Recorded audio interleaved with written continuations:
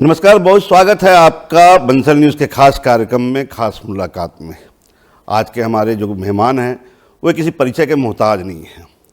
पूर्व उप मुख्यमंत्री और वर्तमान में केंद्रीय चुनाव समिति कांग्रेस के जो हैं मेंबर हैं, और साथ ही साथ लोग उन्हें न केवल, पहले तो उनका नाम बता दूं, टी.एस. सिंहदेव साहब हैं, लेकिन उन्हें प्यार से महाराज साहब बोलते हैं। तो ऐसे कई परिचय उनके हैं, और जिनमें से अधिकांश परिचय जो हैं उनके चाहने वालों ने दिए हैं। ऐसे कई उपनाम हैं, तो लंबी फहरिस्त उनके परिचय के, लेकिन वो किसी परिचय के, जैसे मैंने पहले कहा, कि मोहताज नहीं है। तो आज हमारे मेहमान हैं सिंहदेव साहब। सिंहदेव साहब, बहुत जो है स्वागत है आपका हमारे कार्यक्रम में। सवाल पहला यही है, कैसे बीते 2.5 साल? पता ही नहीं चलता है। लगा अभी तो चुनाव के परिणाम आए थे, तो समय है ये कभी नहीं ठहरता जी, और अपनी गति से गुजर जाता है।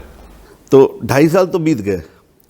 अब इन 2.5 सालों में काफ़ी समय मिला होगा आकलन करने के लिए कि आखिर 2023 में हुआ क्या था। 2023 के चुनाव में कार्यकर्ताओं का मनोबल गिर गया था कुछ कारणों से। जी, पार्टी के अंदर भी कार्यकर्ताओं को ऐसा लग रहा था कि जो एक उम्मीद होती है सरकार आने पे कि हमारी जी, जो सामान्य भाषा में चलेगी कहते हैं, हाँ बिल्कुल, तो वैसा उनको महसूस हुआ कि नहीं हुआ। सरकार ने अपने तरफ से कई कार्यक्रम लागू किए, कई योजनाएं, जी, अच्छी योजनाएं भी लागू की, और जो परिणाम है वो स्पष्ट प्रथम दृष्टया दिखाते हैं कि महतारी वंदन की बात आती है कि महतारी वंदन के चलते कांग्रेस हार गई। जी, हो सकता है कि उसका फर्क पड़ा होगा, जी, लेकिन मैं छत्तीसगढ़ को 3 भाग में विश्लेषण के तौर पे देखता हूं। एक ट्राइबल बेल्ट, बस्तर और सरगुजा मिला के यहाँ की 26 विधानसभा की सीटें हैं। 20 शहरी सीटें जिनको कह सकते हैं, 50% से ज़्यादा जो पूरी तरह से शहरी हैं। रायपुर 100%, भिलाई और वहाँ की सीट बिल्कुल अर्बन जिसको मान सकते हैं, वैशाली नगर 100% अर्बन, दुर्ग की सीट जी, लगभग 100% अर्बन। इसी तरह से अन्य सीटों को अगर देखेंगे, बिलासपुर की सीट 100% अर्बन, पर 50% से ज़्यादा शहरी आबादी, नगरीय निकायों की आबादी वाली। तो इनमें कांग्रेस का परफॉर्मेंस बहुत पुअर रहा। जी, ये 20 सीट शहरी और 26 सीट ट्राइबल की, ये हो गई 46, बची 44। जी, 44 सीटों में 2018 के चुनाव में जब कांग्रेस के पक्ष में एक लहर सी थी, जी, तो कांग्रेस की 27 सीटें आई थी। जी, इस बार 28 आई, जी, एक सीट ज्यादा। एक सीट ज़्यादा है। तो महतारी वंदन यहाँ भी लागू थी। जी, जी, ये तो जी, मैदानी इलाका था, बिल्कुल, जहाँ बहुत आसानी से प्रचार भी हुआ, लोगों ने फॉर्म भरवाए इत्यादि, लेकिन कांग्रेस के परफॉर्मेंस पे उतना फर्क जी, नहीं दिखा। शहरी क्षेत्र से पृथक मैदानी इलाका। अब आप शहरी क्षेत्र में आते हैं तो 2018 में एक अप्रत्याशित सी स्थिति थी कि 20 में से 17 सीट कांग्रेस जीती, जी, अब की 3। जी, जी, जी, 16 या 17 सीट कांग्रेस जीती थी, अब की 3 जीती है। ट्राइबल बेल्ट में बस्तर और सरगुजा मिला के जो 26 सीटें हैं, कांग्रेस 25 जीती थी। जी, दीप्ति कर्मा जी एक हारी थी जो बाई इलेक्शन में बाद में जीती, जी, हाँ, जी, हाँ, वरना 26 में से 25, अब की 4 जीती। जी, सरगुजा संभाग की 14 की 14 में 0, जी, और बस्तर संभाग की 12 में से 8। जी, तो इस स्थिति के चलते कांग्रेस की सरकार नहीं आई। महतारी वंदन सब जगह था, कांग्रेस की सरकार की स्कीमें सब जगह थी, बिल्कुल, कहीं एक असर हुआ, कहीं जी, दूसरा असर हुआ। मैदानी इलाके में स्थायित्व बना रहा, शहरी इलाकों में और ट्राइबल इलाकों में कांग्रेस साफ हो गई। जी। ये भी जैसे कि बार बार ये कहा जाता था, अभी भी ये कहा जाता है कि अफसरशाही शायद कुछ ज़्यादा हावी हो गई थी, जनप्रतिनिधियों की कम, जैसे कि आपने कहा कि कम चलती थी, ऐसी कुछ स्थिति बनी थी? नहीं थी ही, अफसरशाही हावी हो गई थी नहीं, अफसरशाही की प्रवृत्ति है कि वो हावी होना चाहती है, बिल्कुल, और अगर हावी होने की परिस्थिति उनको मिलती है तो वो हावी हो जाते हैं। ये जनप्रतिनिधि जो जिनको सत्ता हम कहते हैं, सत्ता में आने का अवसर मिलता है, उनको अधिकारियों को नियंत्रित करना होता है। बिल्कुल, ऐसे संबंध बनाना कि काम भी हो, नहीं तो अड़ाअड़ी की स्थिति हो जाएगी। तो आप कहोगे ये करिए, अधिकारी कहेगा कि ये नहीं हो सकता, वो नहीं हो सकता, काम नहीं होंगे। उन परिस्थितियों में अगर अधिकारी फिर जैसा कहने लगे वैसा होने लगे, तो जिसे हम कहते हैं कार्यकर्ता जी या सत्ता से दूर बिल्कुल पार्टी के लोग, जी इनको लगता है कि हमारी नहीं चल रही। अब आप सीधे शीर्षस्थ जनप्रतिनिधि से जी। पोलिंग बूथ के कार्यकर्ता पे आ जाइए।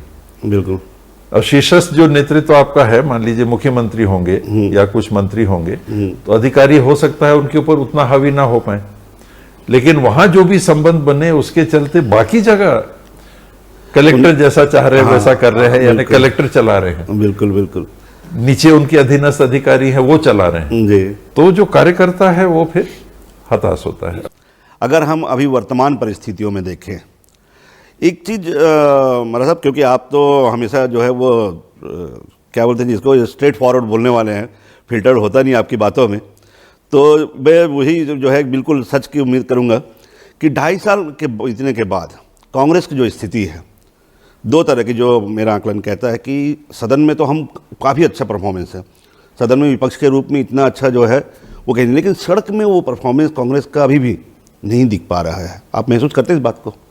नहीं, कांग्रेस मैदान में भी नए संगठन के गठन की प्रक्रिया से गुजर रही है। 2022 में 4 ही साल हुए हैं, ऐसे 4 साल हो गए, लेकिन कांग्रेस या परिवर्तन जहां लाना होता है वहां 4 ही साल हुए हैं। और उदयपुर अधिवेशन में जो निर्णय हुए थे, उदयपुर मंथन शिविर जो हुआ था, चिंतन शिविर जो हुआ था, उनको लागू करने में जो समय लगा, उसके चलते लगती होगी कि कुछ शिथिलता है। वरना कांग्रेस ने पोलिंग बूथ से लेके नए मंडलों के गठन से लेके बीच में वार्ड पंचायत समिति, विकास समितियों के गठन से लेके जिले में एक नई प्रक्रिया, संगठन सृजन के माध्यम से जिलाध्यक्षों के मनोनयन, उनके सिलेक्शन की प्रक्रिया, ये सब कांग्रेस ने करके मैदानी स्तर पे, बूथ स्तर पे मजबूती हासिल करने का प्रयास किया है। तो कांग्रेस नहीं है, और न जाने कितने आंदोलन वो औपचारिक से लगने लगते हैं, क्योंकि इतने सारे होते हैं, बिल्कुल, तो बहुत आंदोलन हुए।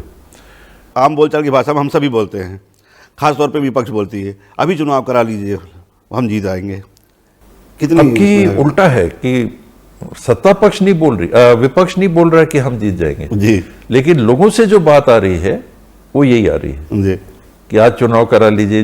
जीएसटी में देखिए, शहरों में तो जीएसटी में लोग परेशान हैं, वहाँ इसका हाथ मरोड़ रहे, वहाँ उसका इतना देना ही पड़ेगा, इतना का भरिए रिटर्न। यानी व्यवसायी वर्ग से लेके, किसान से लेके, रोजगार से लेके, बिजली बिल निष्पक्ष, ये नहीं कि मैं कांग्रेस तरफ से बोल रहा हूँ या सिर्फ कांग्रेस की तरफ से बोल रहा हूँ, पर ये स्थिति फील्ड में है, जिस कारण से आम बात ये आ रही है कि लोग कह रहे हैं कि अभी चुनाव करा लीजिए। वहीं मैं रुकना चाहता हूँ कि नहीं, ये देखिए 75 पार कांग्रेस की सरकार थी, 75 पार अटल बिहारी जी थे, इंडिया शाइनिंग।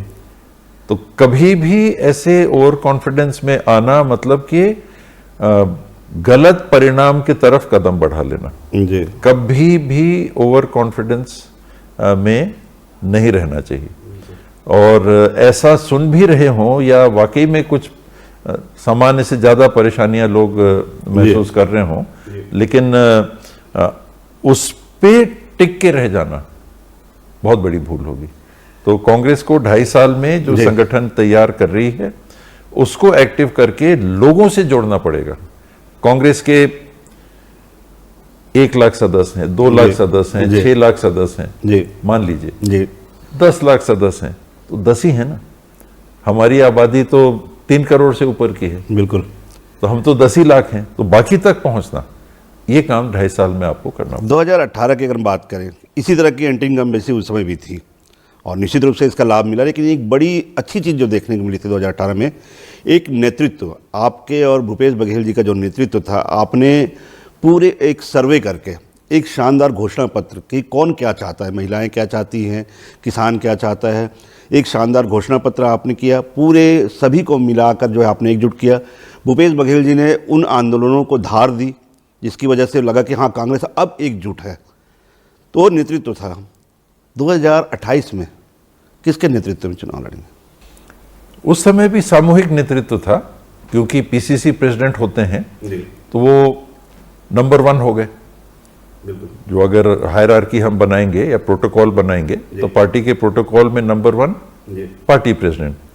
तो जितने कार्यक्रम हो रहे हैं वो पार्टी प्रेसिडेंट के साथ जुड़ रहे हैं। जी और जैसा आपने बताया कि कई आंदोलन किए गए, राशन कार्ड की गड़बड़ी हो रही तो उसमें जेल भरो आंदोलन, जी बिलासपुर के पास ऑपरेशन जो हुए उसमें महिलाओं की मृत्यु हुई तो उसको ऑपरेशन, आग फोड़वा कार तो उसमें आंदोलन, अन्य मुद्दे उसमें आंदोलन, पद यात्राएं और घोषणा पत्र बना लोगों के बीच में, उसको भी एक रिस्पांस मिला। और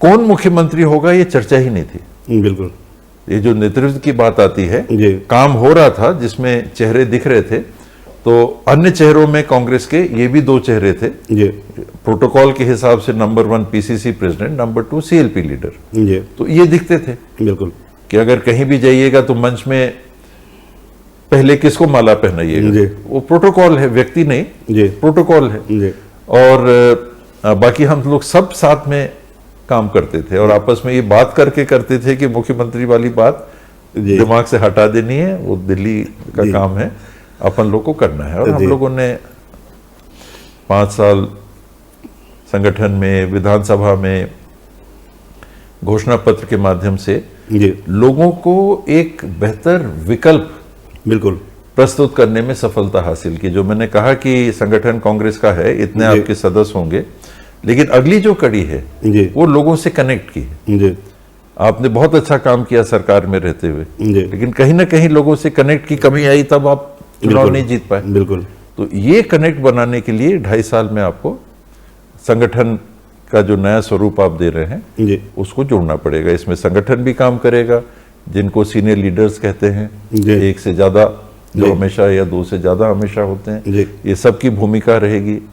क्षेत्रीय परिवेश रहते हैं, सामाजिक परिवेश रहते हैं, जी। अनुभव के परिवेश रहते हैं, ये सबके साथ में आपको लोगों तक पहुंच के अपने को बेहतर विकल्प, जी। वो अच्छा काम नहीं कर रहे हैं इसलिए हम जीत जाएंगे, धोखे के बहुत चांस है। जी अगर आपने प्रस्तुत किया कि नहीं, इनसे हम अच्छा करके दे सकते हैं और लोगों को लगा कि हाँ नहीं, जी इनको हम मौका देंगे, तब फिर एक बीच बीच में कहीं ना कहीं बातें उड़ जाती है कि भाई जय वीरू जो हैं वो उनकी जोड़ी, जैसे मैंने भी चर्चा की कि 2018 में यही जोड़ी थी जिनके कारण शायद सत्ता जो है वो बहुत नज़दीक आई आप लोगों के, क्योंकि आपका उसमें जो लोगों को कनेक्ट करने वाली बात, घोषणा पत्र में लोगों के मन की थाह लेने वाली बात थी।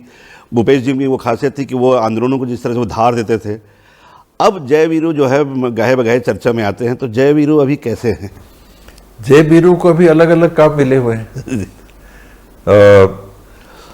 भूपेश जी जनरल सेक्रेटरी इंचार्ज पंजाब के हैं, जी उनको वहाँ का दायित्व है। मेरे पास कोई सीधा दायित्व प्रदेश में या कांग्रेस के संगठन में नहीं है। जी। जैसा आपने बोला, सेंट्रल इलेक्शन कमेटी जो होती है जी टिकट इत्यादि जी के वितरण के संबंध में, वो कमेटी के माध्यम से ही फाइनल होता है। फाइनल तो पार्टी प्रेसिडेंट करते हैं, जी लेकिन कमेटी के थ्रू जाके फिर फाइनल डिसीजन उनका होता है। तो उसमें एक सदस्य के रूप में काम करने का मौका मिला। कभी कभी राज्यों में जाके काम देखने का, अभी तमिलनाडु पौंडीचेरी में भेजा, कभी कहीं भेजा। जी तो हम लोग की जवाबदारी अभी पार्टी में ऑफिशियल कैपेसिटी में ये है, एक पंजाब में है, एक जहां नहीं, मैं तो जय वीरू दिया पे आपसी रिश्ते की बात कर रहा था। आपसी रिश्ते हम लोग की बात होती रहती है जी लगातार, बीच बीच में जी संवाद बना रहे। कोई भी परिस्थिति आती है, मेरी तरफ से भी जी। फोन जाते हैं, फोन गई, घंटी गई, मान लीजिए वो नहीं उठा पा रहे हैं तो कॉल बैक आता है। जी तो संवादहीनता की जरा भी स्थिति नहीं जी। है और प्रयास यही है कि अच्छे से जी एक लक्ष्य को लेके सरकार हमको बनानी है, जी तो मिलके हम लोग को काम करना है, उस लक्ष्य को लेके हम लोग चल। अब 2028 की जैसे अगर हम बात करें तो निश्चित रूप से न केवल प्रदेश नेतृत्व, प्रदेश के जो चेहरे हैं, आप हैं, भूपेश जी हैं, दीपक बैज जी हैं और कई बड़े चेहरे हैं, लेकिन तुलना जो होती है वो केंद्रीय जो चेहरे होते हैं उनके भी लेकर तुलना होती है। निश्चित रूप से जैसे भाजपा अगर चुनाव लड़ती है तो मोदी जी के चेहरे पे लड़ती है, तो कांग्रेस का चेहरा तो राहुल गांधी जी हैं।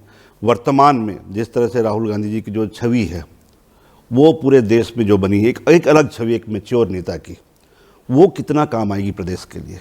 सामान्य रूप से प्रदेशों में राष्ट्रीय नेतृत्व का प्रभाव तुलनात्मक कम होता है। जी कांग्रेस की स्थिति पार्लियामेंट में पिछले 3 टर्म से सत्ता के बाद में काफी गिरी। जी 2014 में 50 से भी कम हो गए थे, फिर 50 के आसपास आए, अभी 99 की स्थिति में आए।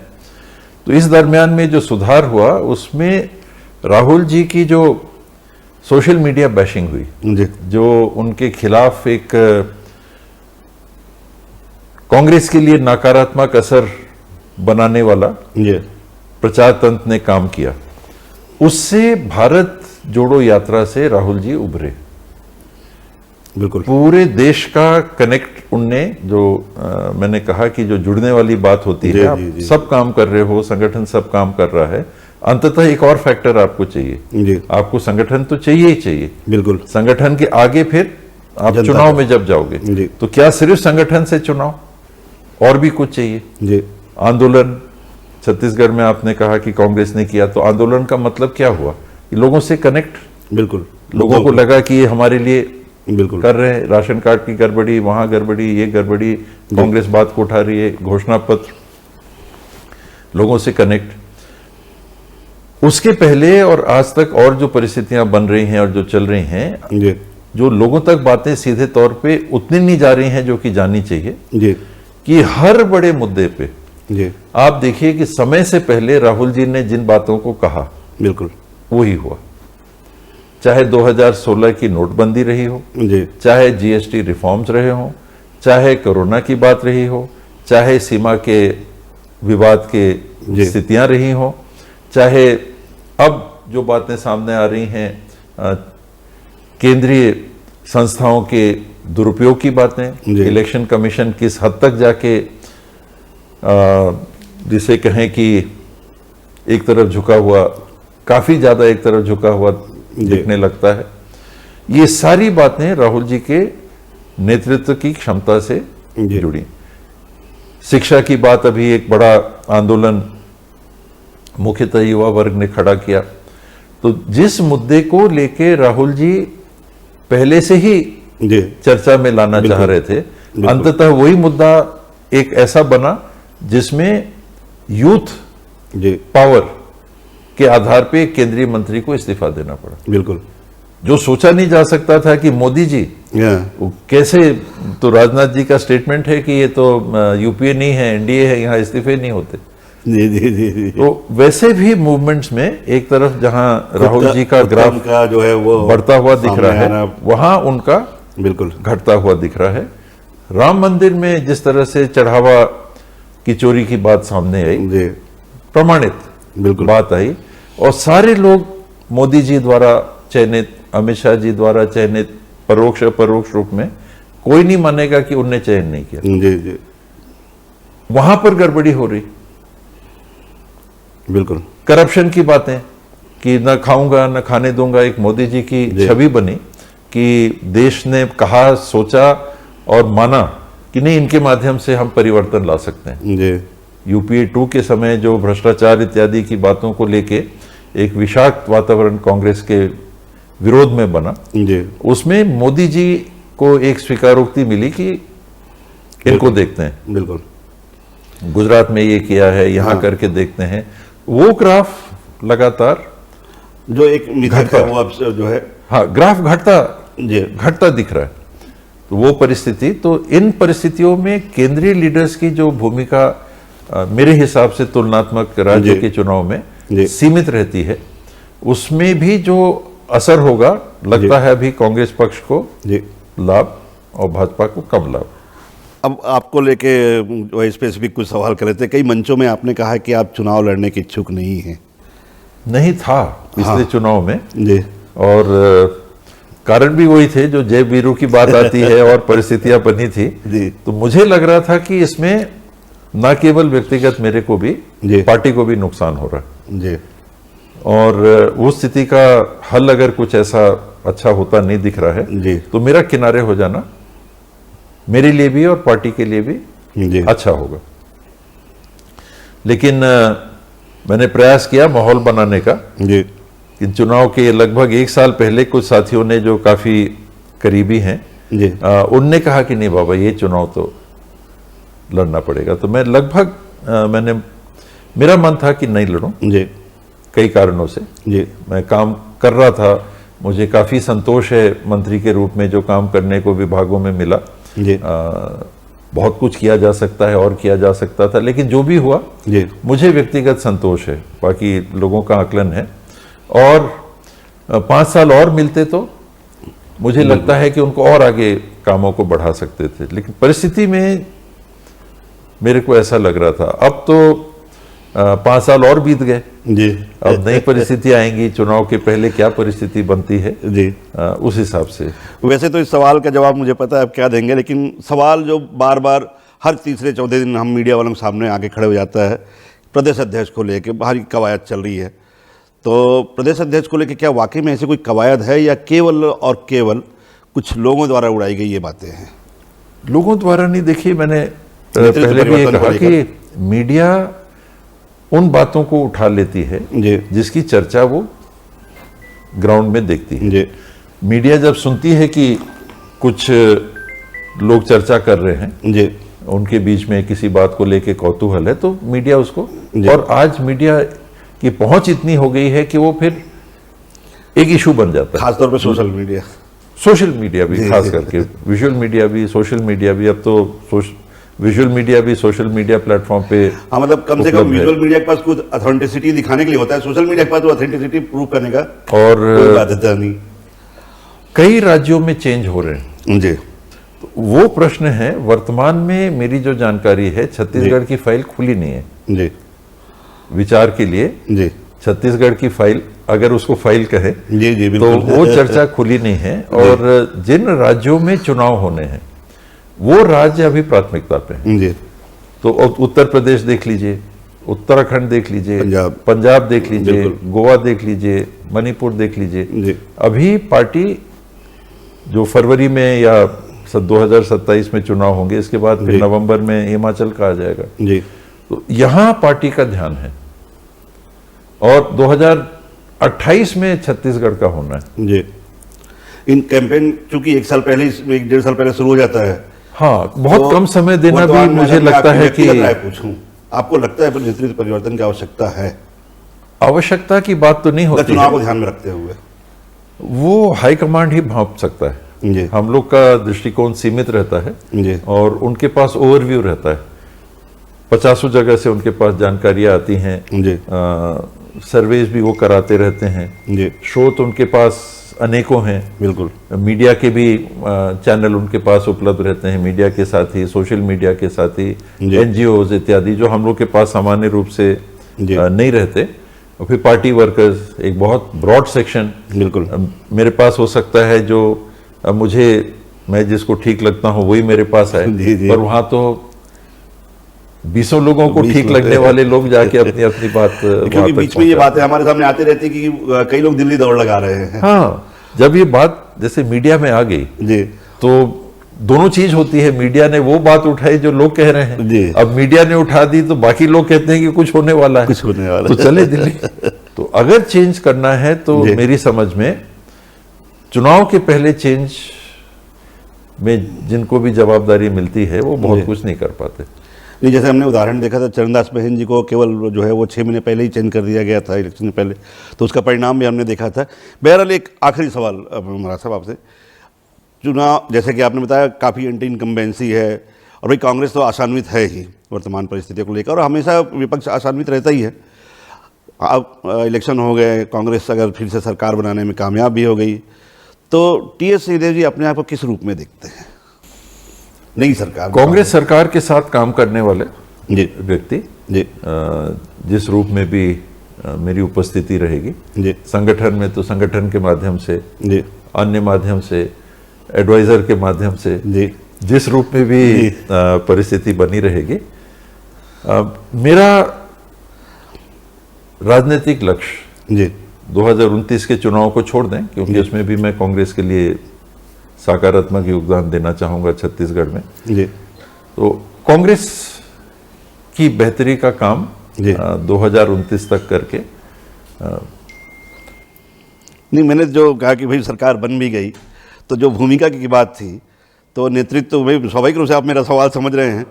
अगर पार्टी ये समझती है कि भाई सबसे सीनियर लीडर होने के नाते और सबसे जो है वो मेरे ख्याल से नीति निर्धारकों में से अगर माना जाए तो मुख्यमंत्री पद जो पद होता है सर्वोच्च पद, वो जिम्मेदारी इसी गलती में नहीं पड़ना चाहिए। जी। अब अनुभव के साथ में जी। पहले जैसा आपने बताया मैं बहुत जल्दी बोल भी देता था जी। पर अब लगता है कि उसके नकारात्मक परिणाम जी ज्यादा सामने आ जाते हैं। बिल्कुल। 2.5 साल का चल रहा है, 2.5 साल का जी चल रहा है, 2.5 साल का होगा तो क्या करेंगे आप? जी। तो स्वीकार करेंगे जी। ये मुख्यमंत्री बनना चाहते हैं। जी जी वो एक द्वंद की स्थिति उत्पन्न हो गई, वो पार्टी को उसका नुकसान होता है। तो आज के दिन में ऐसे सवाल से सार्वजनिक तौर पे बचना जरूरी इसलिए रहता है कि जी। मेरे को कहने में कोई दिक्कत नहीं है, जी। लेकिन उसका नेगेटिव पार्टी को नुकसान जी ज्यादा हो सकता है। तो हम लोग उसको अपने स्वभाव के विपरीत जी मेरा जवाब रहेगा कि वो पार्टी हाईकमांड तय करती है, वो जैसा जी तय करेगी वैसा। जी। तो हमारे आज के मेहमान थे टी एस सिंहदेव साहब, पूर्व उप मुख्यमंत्री, केंद्र में कांग्रेस से कई पदों में रहे हैं, नीति निर्धारक लोगों में से एक माने जाते हैं, थिंक टैंक लोगों में से एक माने जाते हैं, प्रदेश की राजनीति, कांग्रेस की राजनीति की धुरी माने जाते हैं, सीधे साफ गोई के लिए वो जाने जाते हैं, अपनी बातों को फिल्टर नहीं करते जैसे आमतौर पर राजनेता करते हैं, जो है वो साफ गोई से बोलते हैं और इसी वजह से कई बार उन्हें आलोचना भी झेलनी पड़ी है। और इस कार्यक्रम में भी हमने देखा कि साफ गोई उनकी बातों में, किसी तरह का कोई फिल्टर नहीं, कोई बनावट नहीं, और यही उनकी खासियत है। तो आज की मुलाकात में इतना ही। अगली कड़ी में नए मेहमान के साथ आपसे फिर मुलाकात होगी।